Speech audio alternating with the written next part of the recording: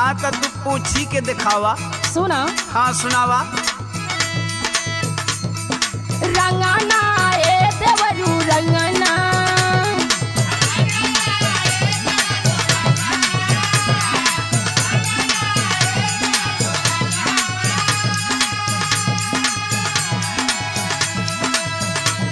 सुनाता। हाँ सुनो। हाँ सुनावा। केही बिना रंगना केही हो बिना कंगना, केही बिना अंगना सोहत नहीं के।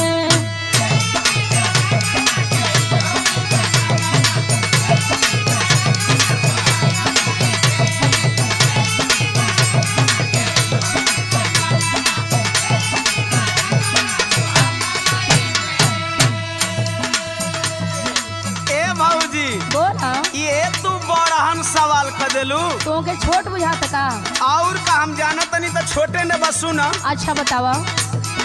रंगना रे भौजी रंगना,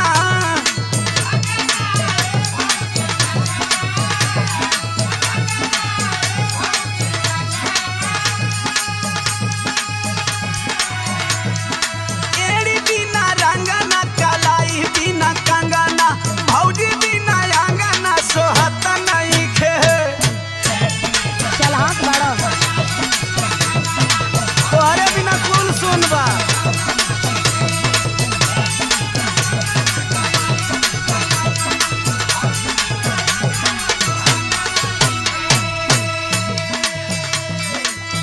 तनी और सुनो। हाँ सुनावा। ककरी ए देवरू ककरी,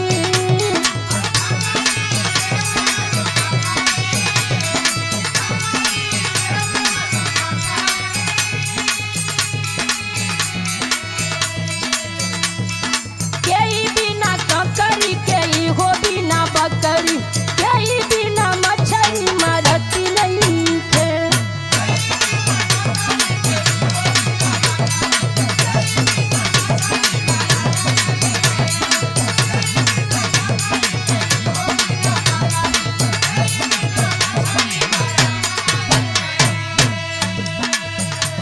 ए भौजी बोला। ऐसा ही हम थोड़ी में में पास कैले बानी। सुना सुना। सुनावा। ककरी ए भौजी ककरी,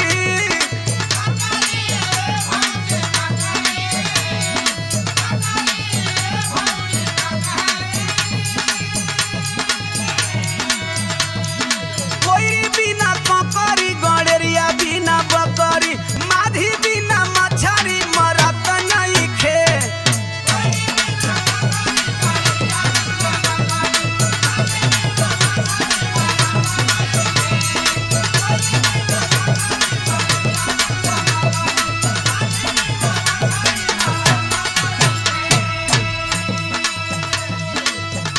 बियाह करे के बाद बड़ा जल्दी जल्दी सवाल के जवाब देत को। हाँ जाना भाई। सुना। हाँ सुनावा। हरावा ए देवरू हरावा,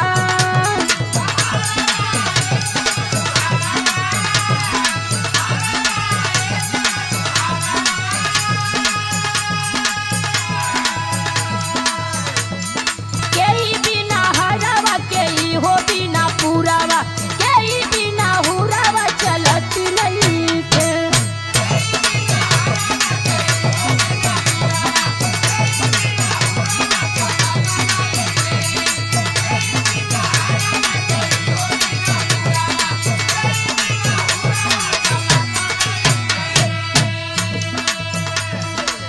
ए भौजी बोला देवर। हम पीएचडीओ कैले हैं ये कुल विषय में। अच्छा हाँ सुना। सुनावा। हारावा ये भौजी हारावा, हरवे हरवे करबा तो कुछ आगे भी बोलबा।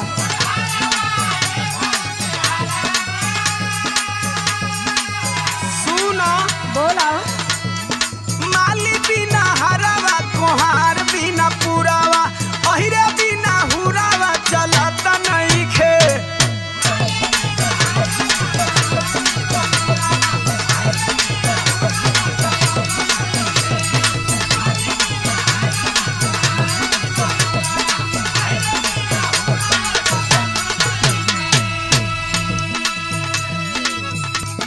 हो रहा ए देवलू हो रहा।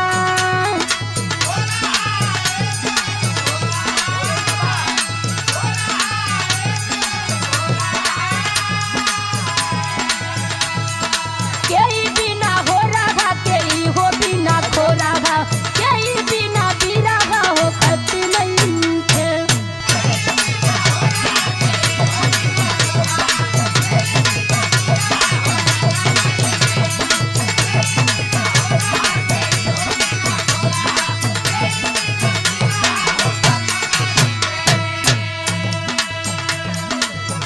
ए भौजी बोला देखो इतना जनसंख्या बढ़ गई कि सगरों तो घरे बने लगल, खेत कम हो गई। ये तो सही बात बा। लेकिन देखा हमारा बियाह करौले का ताव धैले बा, लेकिन तोहर आखिरी सवाल का जवाब हम बताओ तनी सुना। सुनावा। हो रहा ये भौजी हो रहा।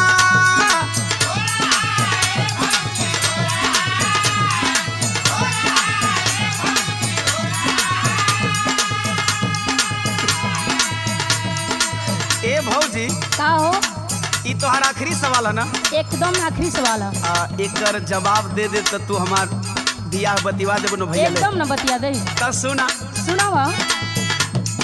जाना बिना हो रहा कि गैया बिना खोरा।